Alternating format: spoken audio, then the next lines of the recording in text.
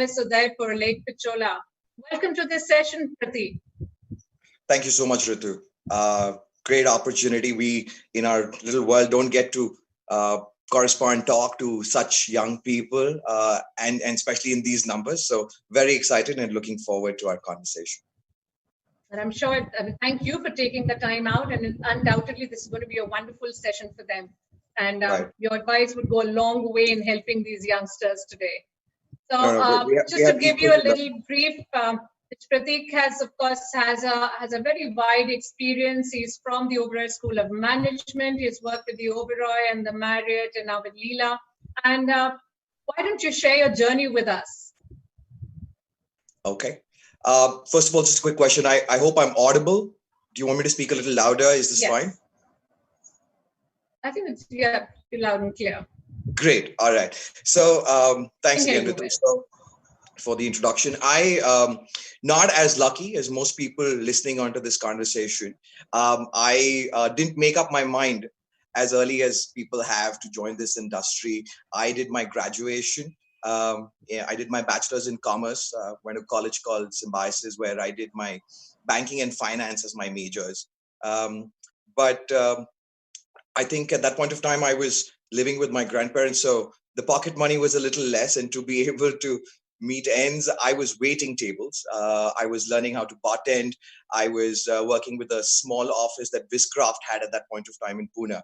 And I think that's when I really fell in love with hotels and realized that this is what I wanted to do. So the Oberoi School gave opportunity to a few people at that point of time who were not from hotel schools, like a lot of people listening in. And multiple rounds, as you know, with Oberoi Hotel. So one just led to another. And I was suddenly sitting in front of Mr. Oberoi. And it all worked out. I got lucky. So 2005 to 2007, that's the batch I'm a part of, where I'm a guest service management associate from that batch, which meant that I did my specialization both in front office as in food and beverage. The Oberoi School program, the management program, is sort of devised in a way that you have 3 different semesters, and each semester is then interspaced with a training period each. I got the opportunity to train in. I think it was a great experience because I got chance to experience business hotels as well as resorts, and passed out in 2007. And my first assignment was the very beautiful the Oberoi Amar Vilas in Agra. And I got, at the end of the 2 years, I was asked as to where I wanted to go and what I wanted to do in terms of the choice between food and beverage and front office. It was great because I got both things that I wanted. I've had fallen in love with the whole Vilas feel of the Oberoi hotels, and I got that opportunity because I went back to the Oberoi Amar Vilas after training there. And I also asked for food and beverage, and I got lucky with that too. So that was my journey. That's how it began. 2007 to 2009, I was at the Oberoi hotels at Agra. Soon after that, and after many years, the Oberoi hotels was opening up a hotel after a very long time. This was the Trident Bandra Kurla in Bombay. And everybody in the company was, trying to put up their hand to get that experience. And again, I'm, truly blessed to have got that opportunity. So that was 2010. And I think that bug, Ritu, bit me really, really hard. The bug for pre-opening hotels. I realized that this is what I want to do. I had the ability to, there was nothing really holding me back to stay back in one city. So every time there was a great opportunity, a hotel opening up in any part of the world, in the country actually, which seemed like a great experience, I wanted to put my hand up. And that led me to, after the Trident opening, it led me to the Leela Chanakyapuri in New Delhi, food and beverage over there. Then got an opportunity to work with the Marriott hotels, and Marriott was till very recently being very aggressive about opening hotels. So that led to the JW Bangalore, food and beverage there, the JW Mussoorie, and then the W in Goa. So there was a series of pre-opening hotels, food and beverage, primarily in all of these hotels, opening up restaurants, opening up bars, and then being responsible for banqueting. So the responsibilities grew larger, and I kept loving it. I kept jumping out of bed, falling in love more in love with food and beverage. And it was about 2 years ago when I, realized that, I'm ready for more than just food and beverage, and got the opportunity to come back to the Leela. And it's felt like coming back home in a certain way. And now I've been here at Udaipur at the Pichola Lake, and I still can't get over it. But yes, I'm now responsible for the entire hotel operations, which includes revenue management, which includes sales, and the whole gamut of things. So yeah, that's been my little journey. 15 years approximately. That's been a fantastic journey, really. A very, very interesting journey across different chains of hotels. Tell me, what changes have you seen in these past 15 years in the industry? Wow. So I've enjoyed, being in luxury hotels, and I've sort of made sure that I've sort of, remained in that space. I have a lot of respect for different hotels that offer their services into different segments, but over a period of time, I think one gets to know what they're really good for. So what excited me most was the luxury hotels, where I thought that there was great, there was a lot of value addition that I could bring to the table. In terms of changes that I've seen within the luxury space is been massive. So, the real definition of luxury hotels has changed, where now, what luxury stands for is very different than what it did when I had joined the industry. So It's not so much about how expensive the crockery or the cutlery is that you're using. It's not only about, yes, there are standards that one has to live up to when in the luxury space. But I think the true definition, which is now to make sure that guests get a sense of privacy, because that's luxury, the sense of space, because that is luxury, and how you're able to sort of curate experiences and not give everyone a cookie cutter sort of experience, and really get to know them, try to understand their preferences and understand the real reason as to why they are at your hotel, at your palace, and then be able to create an experience like that. So I think that's in a nutshell, I think that's the difference that the last 15 years has really seen. Right. It's more and more about creating these experiences and memorable moments, really, for the guests, or magical moments, as Absolutely. they really Because say. if I may add, I've worked with a few hotels, and everybody's got beautiful hotels and beautiful restaurants, great expat chefs, great talent, and great menus to offer. But I think what really differentiates one hotel from the other, and the reason why you actually go back to them, is because of the sort of service that you provide, the memories that you bring in, the relationship that you're able to build with the guest, with their families. I'm talking families right now because I'm in a resort, so all my guests are leisure hotels. But yes, if whatever you're able to create with them as a relationship is really the reason why they come back, and that's what we all want. We want more and more guests to come back to our hotels. Absolutely, and I'm sure it must be absolutely magical, staying in a place like the Leela Palace Udaipur, and the the experiences that one really creates. I mean, now, if you were to recruit these youngsters, say as a management trainee, what attributes would you look for? So, without sounding cliche about it, we're looking more for attitude than we're looking for skill. So that's one thing for sure. We're looking for people who really love what they do, because I think that's the difference between people, having longevity in the industry or not. People who come in and realize that that's not their cup of tea. There are a lot of people. The attrition levels, everybody knows, is very, very high. So what we're looking for is passion. We're looking for a positive attitude. We're looking for people who are able to sort of bring in that energy and that aura that sort of embarks from them and sort of becomes a part of the culture, or adds to the culture of the hotel. And I think what is very recent and will become the game changer is we're going to be looking for people who can multitask, who are not only about one skill, who can really, add value in multiple spaces, which I think is great, because as much as I think we're going to be able to stand on our feet, it's not going to be immediate. So we're looking for people who are going to be able to, for example, add value maybe in food and beverage, but at the same time take a check-in and be able to serve that breakfast, and then maybe again be able to take a checkout for the guest as well. So that, I think, that is what's going to be what we're going to be looking for, and what we're currently looking for as well. Right. Absolutely correct. And I think that's the call of the day, and that's the changes, those are the changes that are going to come about. And on the same lines, with mechanizations coming in, with a dependence on new technology in hotels post-COVID, right? Really, these memorable guest experience can really be created only by individuals, really, largely by individuals. Am I correct? Sorry, I seem to be losing you in between. Could you just repeat that question for me? So these guest experiences that we're talking about.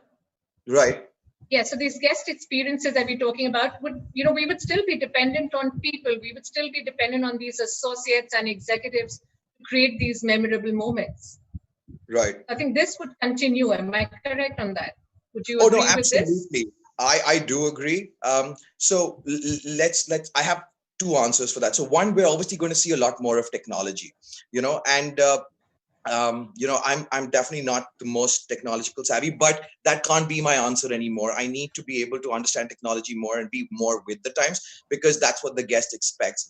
And to a certain extent, experiences need to be contactless. But I agree with you only to a certain extent, because I think technology is never going to really be able to replace what an individual brings to the table. The service quotient, and what we, going back to your first question, the luxury that is sort of brought in, or the service levels that are brought in by an individual, is never going to be replaced by technology completely. So if that's a fear, I don't think that there should be one. I don't think machines are going to take over our jobs. We're going to need people always. We're going to need bright young people, and we're going to need people who are able to bring creative ways of really delivering that service. Right. What has kept you motivated all these years? Wow. So I have to say this, I feel really lucky. I know a lot of people who jump, who go to work just to pay bills, and it must be hard to be that. But it's been plus 14, 15 years now. I've jumped out of bed every day, loving what I do. So I initially it was food and beverage. And the magnitude of that space, right? Because you could never really say that food and beverage. It was European food at one point of time, and suddenly, it was Japanese food, so you had so much more to learn over there. And then the beverages came in, wine came in, so there was always more to learn and to add value. And that great feeling of putting your head on the pillow, knowing that you learn something new every day. That's what's really kept me going. And after which, now it's the people that I work with, right? The large teams that I interact with, they're the reason that I go back to work, because as much as I want to add value to them, without even realizing, they are teaching me so much more. So that becomes a great reason. Fantastic. What would your message be to these young hospitality aspirants? Wow. Use this time. I'm talking about the current time that we have, to really evaluate your reasons to be in the industry. There's a lot going on for you. I feel that the biggest advantage we have at this point of time is, suddenly, because of what has happened, we're all newbies. So we're all back to square one, where we are sort of reimagining and relearning everything that we did. I don't think anybody can say that, what we did is what we're going to do. Everything is seeing a change. And I think that's great, because it makes, people that I'm talking to right now be able to sort of leverage on that situation. Because, like I said, everybody is a newbie. The other thing that I would recommend is that really garner on your skills, where you become a jack of multiple trades, rather than focus only on one. Because again, I can't say this enough, but the game is going to be about being able to multitask and be able to do multiple things and not just be a wine sommelier, for example, right? If that was your love, find new inspirations within the industry, within food and beverage, and sometimes maybe outside food and beverage. I'm just using a sommelier as an example over here. You will really have to be able to put on the table multiple things rather than one thing. So that's one big recommendation to the people listening. Right. So it's all about multi-skilling is one of the main things, really, therefore. Yes. Ladies and gentlemen, we have Mr. Prateek Swarup here, resident manager of the Lake Palace, the Leela Palace Udaipur, Lake Pichola, here with us. And we're moving ahead with what we were discussing. What changes are you looking at bringing about at your hotel? You mean for post-COVID, when business once again picks up? So that's right. Yeah. So yes. We're really reimagining, Ritu, the entire experience, right? So right from a pre-arrival point of view, we're now getting in touch with our guests, and I'm going to give you examples because I think the audience would understand my answer most from examples. We're getting in touch with our guests, and we're sending them, for example, a hello, a fact that we're really looking forward to them coming to the hotel, but we're also sending them a link for them to be able to upload their IDs so that the check-in becomes slightly lesser, it becomes slightly more contactless, right? So technology is coming in that space. We're making sure that we also send in a personal preference form, which gives the guest really the ability to be able to tell us even before he arrives as to the reason why he's coming to the hotel, the celebrations that he may be looking forward to, or the reason as to why he's chosen us. Is this his first time in Udaipur or not, in Rajasthan or not? We're also asking them preferences in terms of the kind of food that they like, the favorite flavor of ice cream if they're traveling with their children. So really be able to get information, one, to be able to deliver on that, two, to be able to read between the lines and be able to create surprises and memorable moments, which is going to really blow their minds. So that's the whole pre-arrival piece. What we're changing in terms of the arrival piece starts right from the airport. So, sanitization of the cars to another level altogether. PPEs are obviously a part of the game everywhere. So, the chauffeur in the palace car to be there. So sanitizing of their bags before the bags get into the car. We also are now working with QR codes because the iPads in the car now give the guest the ability to, be able to know the hotel using those 45 minutes or an hour, whatever it takes to reach the hotel, to use that time very, very intelligently. So that's more technology for you there. In terms of the whole hotel experience, safe distancing, social distancing is something that you're going to be maintaining, whether you're in restaurants, whether you're ordering food from in-room dining, the check-in process as well. We're going to limit the number of times we're going to be entering the rooms. And when we do so, we're only going to be doing so with permission. So the whole idea of servicing rooms from a housekeeping point of view, or turn down service, replenishing the mini bars, all of that process really changes in. And I'm not only talking about, the PPE that the associate is wearing. So this sort of carries on in terms of banqueting, lots of changes over there in terms of setups.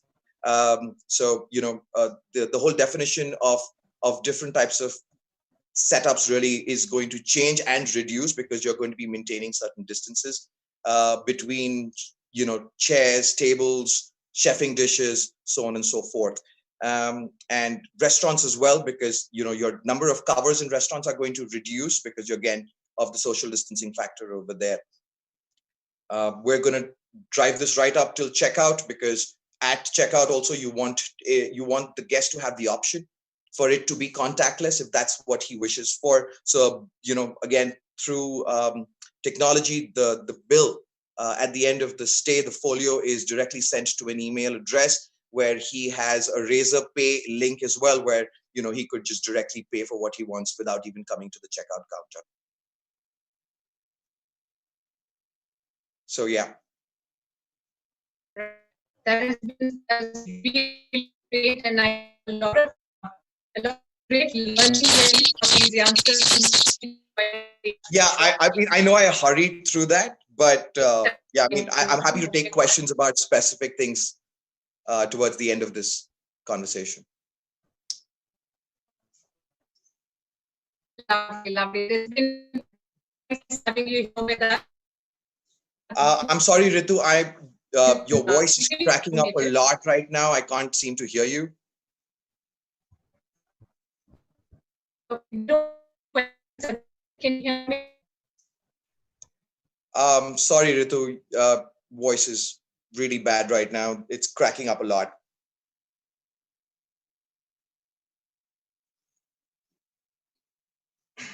I've also lost video, if you can hear me still.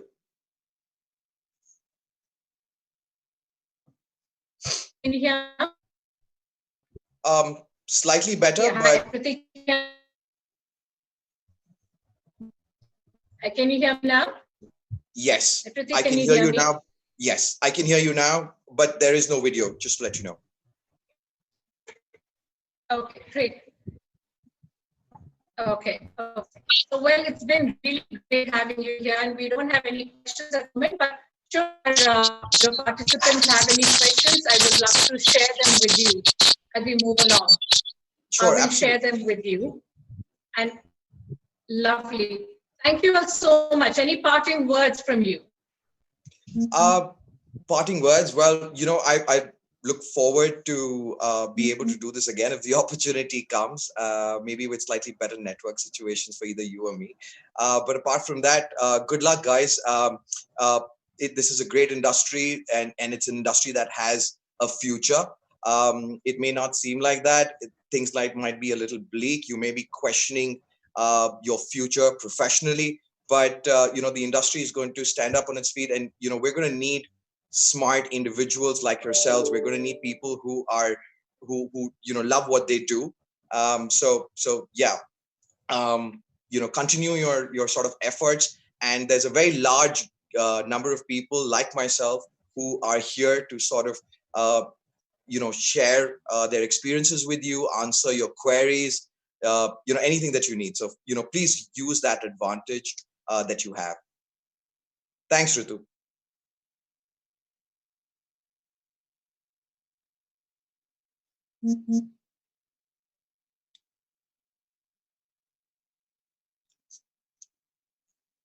Sorry, Ritu, I can't hear you at all anymore.